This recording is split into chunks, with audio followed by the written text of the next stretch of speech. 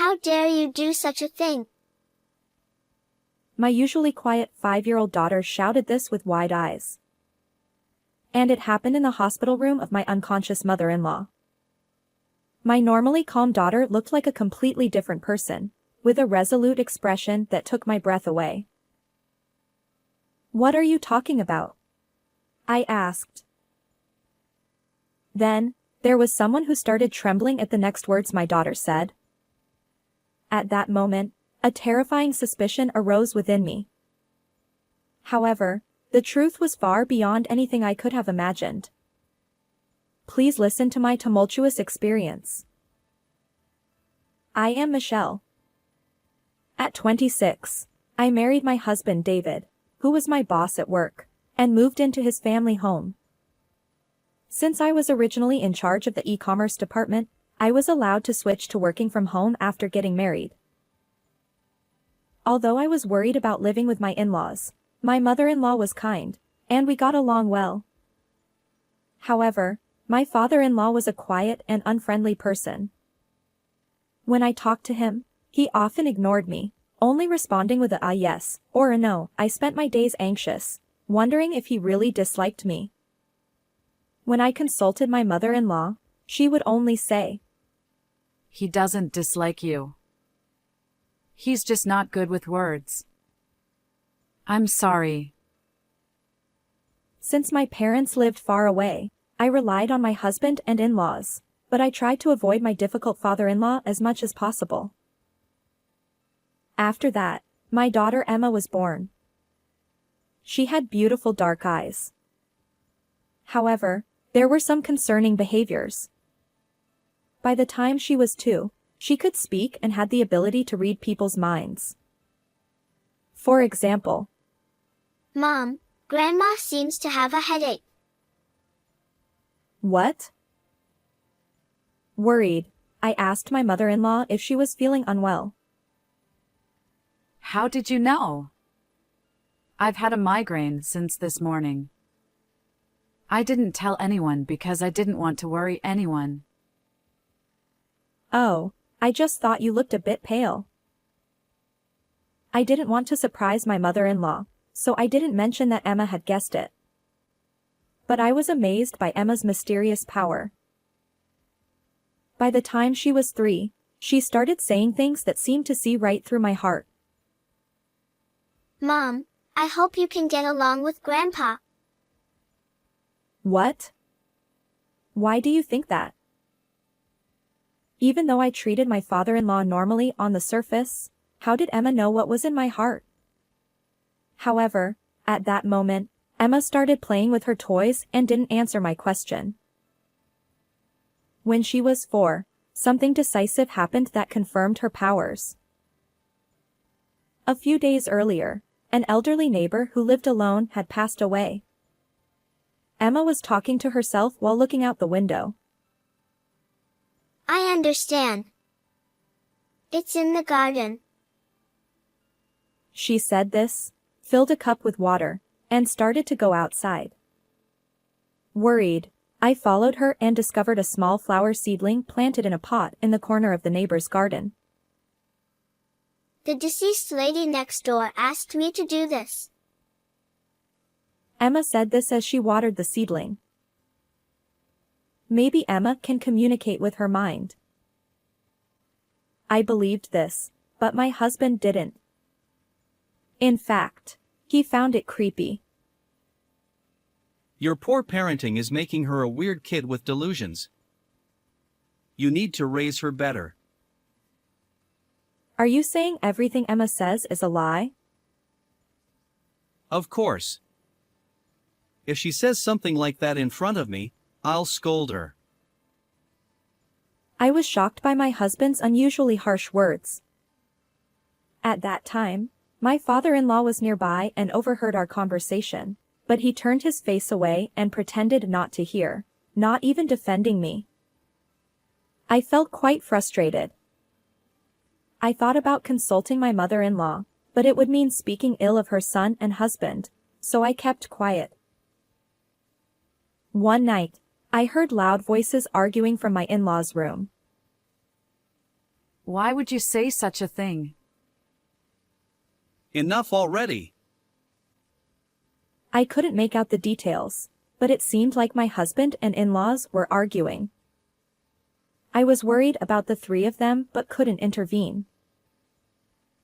When my husband returned to our bedroom with a flushed face, he explained that he had argued with his father because he was being harsh on his mother, and my husband had defended her.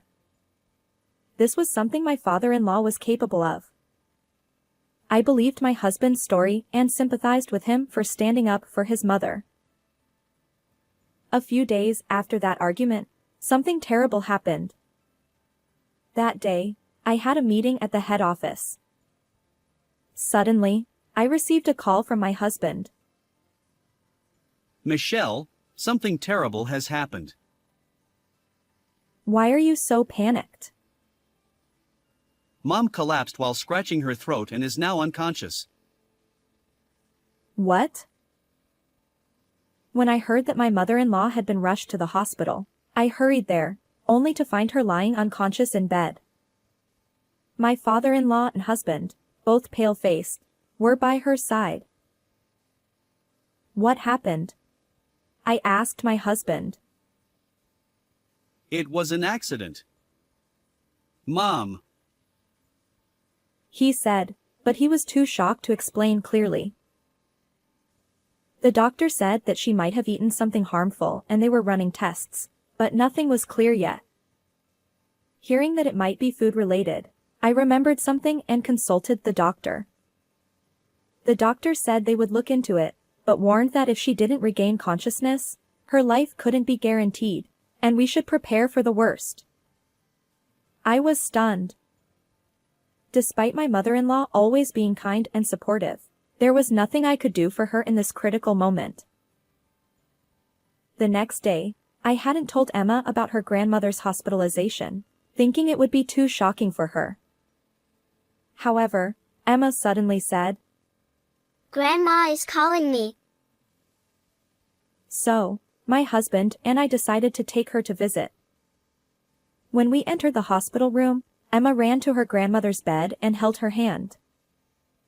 Then Emma started trembling, turned around with wide eyes, furrowed her brows, and with a fierce expression, she said, Emma? What's wrong? Stay away. How dare you make me eat this? I'll be killed by this. My usually quiet daughter spoke with a resolute attitude and a loud voice, as if she were a completely different person. It was as if someone had possessed her. I gasped and hugged her. Emma, what are you saying? But behind me, someone was trembling, eyes wide open and face red. It was my father-in-law. Seeing him, a terrifying suspicion arose within me. At first, I didn't understand, but if what Emma said were my mother-in-law's words, it made sense. Maybe my father-in-law tried to end my mother-in-law's life. If that's the case, I need to separate him from her. I tried to seek help from my husband, but when I looked at him, he was also pale and trembling. Moreover, he pointed at Emma and shouted. Who is she? He screamed, horrified, and left the room. I was confused. Then, Emma continued speaking. Mitch, you know. I was shocked by what she said. The only person who calls me by the nickname Mitchie is my mother-in-law. And the content of what she said was unbelievable. But I learned the truth and vowed to take revenge on the person who had wronged my kind mother-in-law. Michelle, what is going on? My father-in-law demanded, closing in on me. Just then, the police, who had been notified by the hospital, arrived and took my father-in-law away for questioning. Please wait. I'll get to the bottom of this. I decided to return home to uncover the truth. However, I didn't want to put Emma in danger, so I left her with a close mom friend. When I got home, I found my husband packing. "Where are you going?" I asked. He didn't answer and continued packing frantically. "You don't need to run away, do you? Your dad has been taken by the police. And your mom's life is in danger." What? Really? David was momentarily surprised, but then I noticed a slight smirk on his face. He turned to me with a serious expression. So, it was Dad who tried to take Mom's life. Actually, it was Dad who prepared the meal for Mom when she was bedridden with a headache. I'm sure he put poison in it. I understood why my father-in-law had started trembling. He must have realized that the food he prepared was the cause and was terrified. "I see. But maybe it wasn't poison, perhaps it was something in the food that triggered her allergy?" David's face twitched for a moment. "I'll have the hospital check it out." Don't do anything unnecessary? He muttered. According to Emma, my mother-in-law had eaten the food prepared by my father-in-law and had an allergic reaction, making it hard for her to breathe.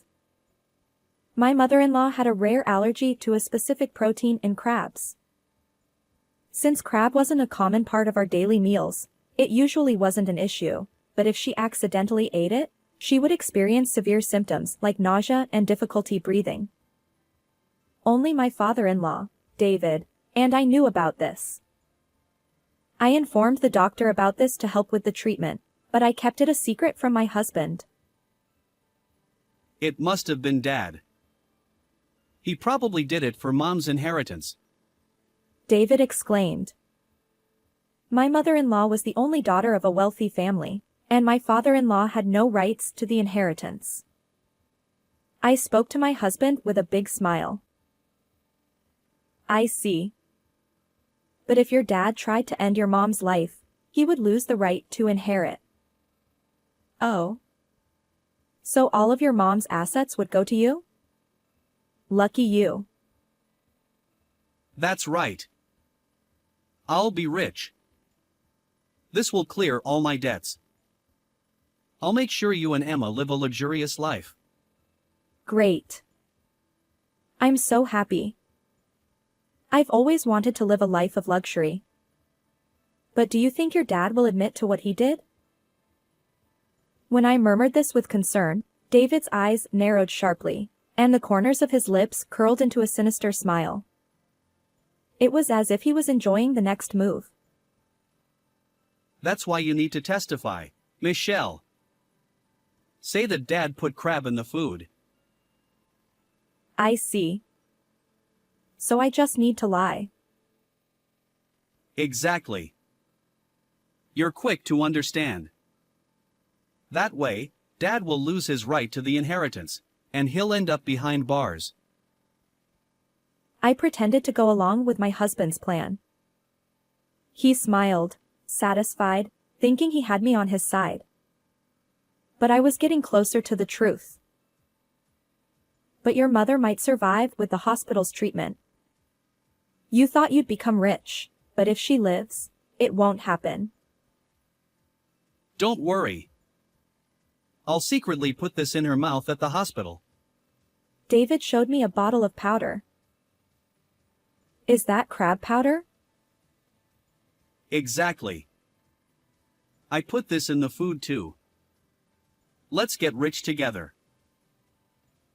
I knew from Emma's story that my husband had tried to harm my mother-in-law, but I had no proof. Hearing his evil plan clearly made me feel ashamed. Why would you go that far? You would eventually inherit her estate anyway. Because she wouldn't listen to me. I asked her to help pay off my debts, but she told me to solve it myself. Parents are supposed to help their children. Believing I was on his side, my husband started talking about what he had done. According to him, the argument between the three of them was about my husband demanding the inheritance from my mother-in-law, and my father-in-law defending her. David had embezzled company funds and fallen victim to an investment scam. Desperate to fix the situation, he planned to use his mother's assets. However, my mother-in-law refused, thinking it wouldn't help him in the long run, leading to the argument. I see. Now I understand everything. I have your confession, so I'm going to report you to the police. What? What are you talking about, Michelle? This is our chance to get rich. I told David that I had recorded our conversation. In fact, I had only been playing along to get his confession. I coldly told him, I don't need money. I can't betray my kind mother-in-law. And honestly, I've lost all respect for you. You tricked me. In that case, I'll make sure you can't talk either. David said, furrowing his brows deeply, narrowing his eyes, and giving me a cold smile as he tried to attack me. I shouted at him. Stay away. This conversation is connected to a friend. What? No way. I need to get out of here. David hurriedly grabbed the packed bags and tried to flee.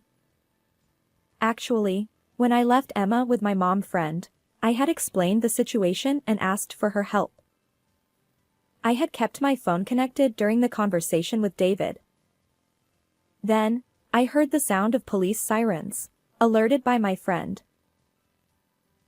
No way. David let out a pathetic cry as he tried to escape through the back door, but he tripped and fell face-first onto the floor. He hit his face hard, causing his nose to turn red and bleed. He clung to me, looking pitiful with snot, tears, and drool all over his face. Michelle, please, help me. Tell the police that the culprit is Dad. David's appearance was miserable. I have no intention of helping you. Reflect on your actions behind bars. No. David was taken away, crying loudly. Serves you right, I said, watching him with contempt. After that, David was found guilty. He was sentenced to many years in prison for embezzling company funds and attempting to end my mother-in-law's life. He also lost his right to inherit my mother-in-law's estate as a disqualified heir. With compensation to the company and debts to pay, a difficult life awaited David even after his release. Of course, I divorced him and demanded $20,000 in alimony and $150,000 in child support. I am now living with my in-laws and Emma, the four of us together. Although my mother-in-law has some physical limitations, she is recovering. Seeing my father-in-law diligently take care of her, I realized that he is truly a kind person, just not good with words. As my daughter grows, her mysterious powers seem to be fading. We are living peaceful and happy days. My in-laws encourage me to remarry since I am still young, but I have no such intention at the moment. I am happy just seeing my daughter smile. How did you like this story? Please don't forget to subscribe to the channel. See you in the next video.